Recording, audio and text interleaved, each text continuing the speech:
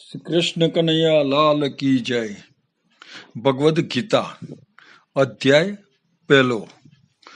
અર્જુને શ્રી કૃષ્ણને કહ્યું કે હે અચ્યુત, તમે મારો રથ આ બંને સેનાઓની વચ્ચે ઊભો રાખો. મારે જેમની સાથે લડવાનું છે તેમને હું જોવા ઈચ્છું છું. અર્જુને બંને સેનાઓમાં પોતાના કાકા, દાદા, ગુરુ, મામા, ભાઈ, પુત્ર, પૌત્ર, મિત્ર, સસરા વગેરેને જોઈને શ્રી કૃષ્ણને કહ્યું કે આ બંને સેનાઓમાં પોતાના જ સ્વજનોને યુદ્ધને માટે એકઠા થયેલા જોઈને મારા હાથ પગ ઢીલા થતા જાય છે. આ બધાને મારી મને શું લાભ થશે? હું વિજય ઈચ્છતો નથી. રાજ્ય લઈને અમે શું કરીશું? જેના માટે રાજ્ય જોઈએ છે તે લોકો પ્રાણ અને ધનની આશા છોડી મરવા ઊભા છે. આમાં ગુરુ, કાકા, દાદા, મામા, સસરો, પૌત્ર, સાળો અને સંબંધી છે. આ લોકો ભલે મને મારી નાખે, પરંતુ હું તેમને મારવા ઈચ્છતો નથી. આ બધા દુઃખી છે, કારણ કે આગ લગાડનાર, ઝેર આપનાર, શસ્ત્ર પ્રહન કરનાર, ધન હરનાર, જમીન ઝૂંટવી લેનાર અને સ્ત્રીનું અપહરણ કરનાર, આ બધાને દુઃખી કહેવામાં આવ્યા છે. નીતિ શાસ્ત્ર મુજબ તેમને મારવામાં દોષ નથી, તો પણ નીતિશાસ્ત્ર કરતાં ધર્મશાસ્ત્ર પ્રબળ છે. તેથી તેમનો વધ કરવો તે પાપ જ છે. પોતાના સંબંધીઓને મારવાથી સુખ કેવી રીતે મળે?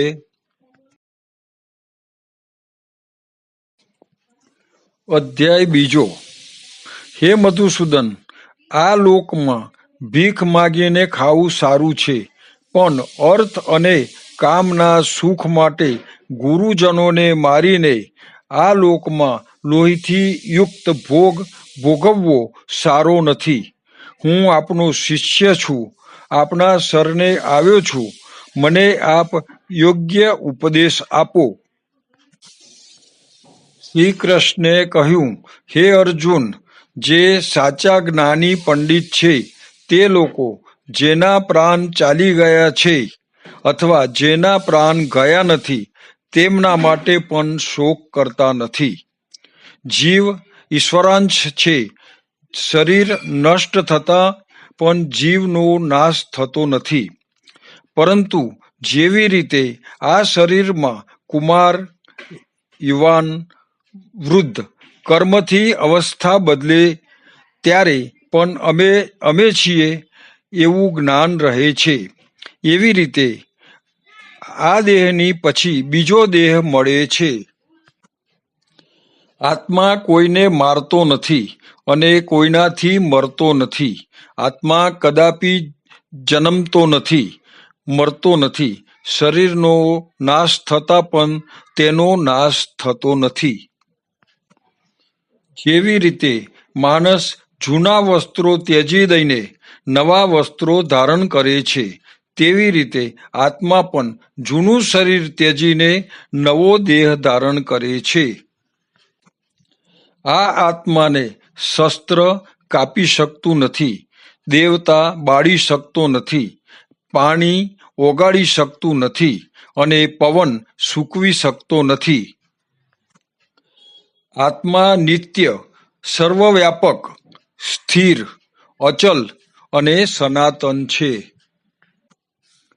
નિષ્કામ બુદ્ધિથી કર્મોનો બંધનને સારી રીતે તોડી શકશો.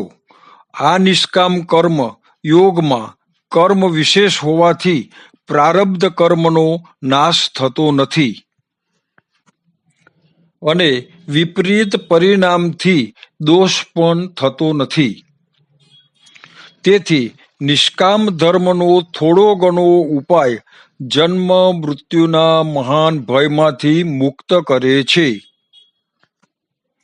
ભોગવિલાસની પ્રાપ્તિમાં જેનું ચિત્ત લીન છે તેને ઈશ્વર પ્રાપ્તિની બુદ્ધિ હોતી નથી.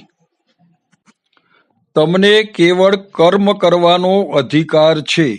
બંધનમાં રાખનાર કર્મ ફળના અધિકારનો વિચાર ન કરવો. કર્મફળની કદાપી પણ ઈચ્છા ન કરો. કર્મ ત્યાગનું શાસન ન કરો. ફળની આશા ન રાખો. બુદ્ધિવાળો પુરુષ કર્મજન્ય ફળનો ત્યાગ કરી કેવળ ઈશ્વર આરાધનાર્થે કર્મ કરવાથી જ્ઞાની બનીને જન્મ મરણના બંધનમાંથી છૂટી મોક્ષ મેળવે છે.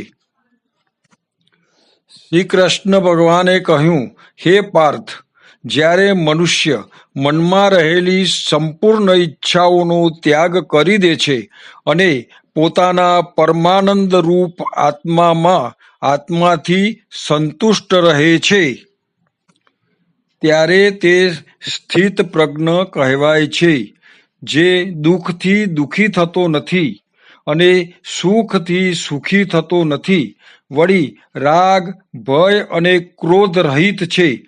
તેને સ્થિત પ્રજ્ઞ કહે છે.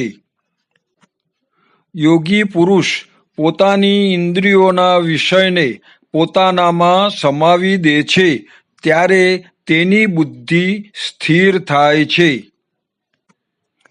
વિષયોનું ચિંતન કરવાથી વિષયોમાં આસક્તિ થાય છે અને આસક્તિથી તે વિષયોને પૂર્ણ કરવાની ઈચ્છા થાય છે તથા ઈચ્છા પૂરી ન થવાથી ક્રોધ ઉત્પન્ન થાય છે.